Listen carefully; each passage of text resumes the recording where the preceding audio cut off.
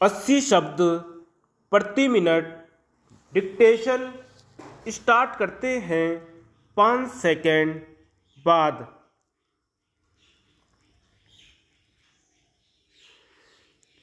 महोदय, इसके साथ ही अपराधी पृष्ठभूमि वाले राजनीतिज्ञों को बहिष्कृत करने के प्रयत्न किए जाने चाहिए। सत्ता से जुड़े हुए अधिकारों तथा सुख सुविधाओं में कमी की जानी चाहिए। इस संदर्भ में गांधी की शिक्षाओं को अधिक से अधिक व्यवहार में लाया जाना चाहिए। पूर्व मुख्य चुनाव आयुक्त श्री शेषन ने इस दिशा में जो प्रयत्न किए थे उन्हें पूरी निष्ठा के साथ आगे बढ़ाया जाना चाहिए तथा इस संदर्भ से जुड़े अन्य प्रयत्न भी किए जाने चाहिए। राजनीति, नौकरशाही और माफिया के त्रिभुज ने देश को जकड़ रखा है और उसे उजाड़ दिया है। विशेषकर उसके नैतिक जगत को इस त्रिभुज के बल पर देश में समानांतर सरकार, विशेषकर अर्थव्यवस्था चलाई जा रही है। देश की खुफिया और कानून की देखभाल करने वाली व्यवस्था के मध्य तालमेल स्थापित करना परम आवश्यक है। यह भी आवश्यक है कि समस्त राजनीतिक दल अपने लिए एक समान आचार संहिता बना लें और तदनुसार आचरण करें। बुद्धिजीवी वर्ग जनता को सम्यक मताधिकार प्रयोग के प्रति शिक्षित करें। चुप और तटस्थ रहने वाला बुद्धिजीवी कर्तव्यच्युत एवं उत्तरदायित्व विमुख माना जाता है। भावी संतान इसके लिए उसे कदापि क्षमा नहीं करेगी। राजनीति का अपराधीकरण जितना भयंकर रूप धारण कर चुका है, उसके निराकरण के लिए उतने ही दृढ़ संकल्प एवं इच्छा शक्ति की आवश्यकता है।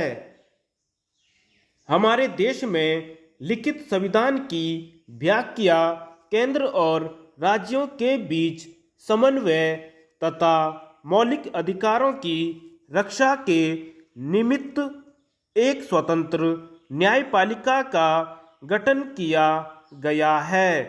जाहिर है, उस दृष्टि से न्यायपालिका की भूमिका भारत में न्याय करने से लेकर मूल अधिकारों की रक्षा और सरकार के विभिन्न अंगों को अपने निर्धारित कार्यक्षेत्र में रहने के लिए निर्देशित करने तक विस्तृत है।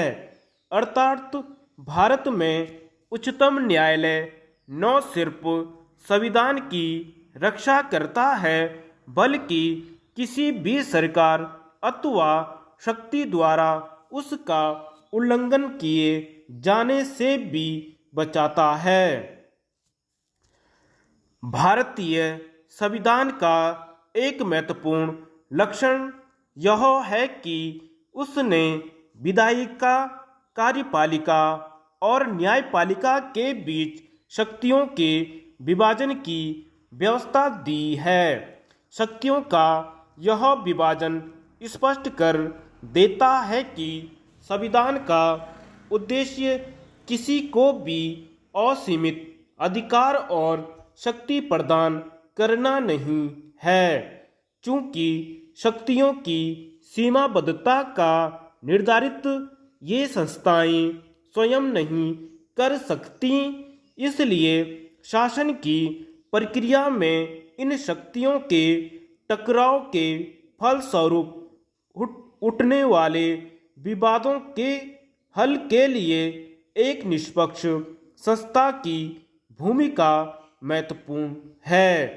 संसद, राज्यों की विधानसभाएं या केंद्र और राज्यों की कार्यपालिका यह काम करने में तब असमर्थ हो जाती हैं, तब उन्हीं की कार्यप्रणाली पर प्रश्न खड़ा किया जाता है। अतः न्यायपालिका को संविधान की व्याख्या का दायित्व सौंपा गया है और इस प्रकार से वह संविधान की रखवाली करती है। धन्यवाद।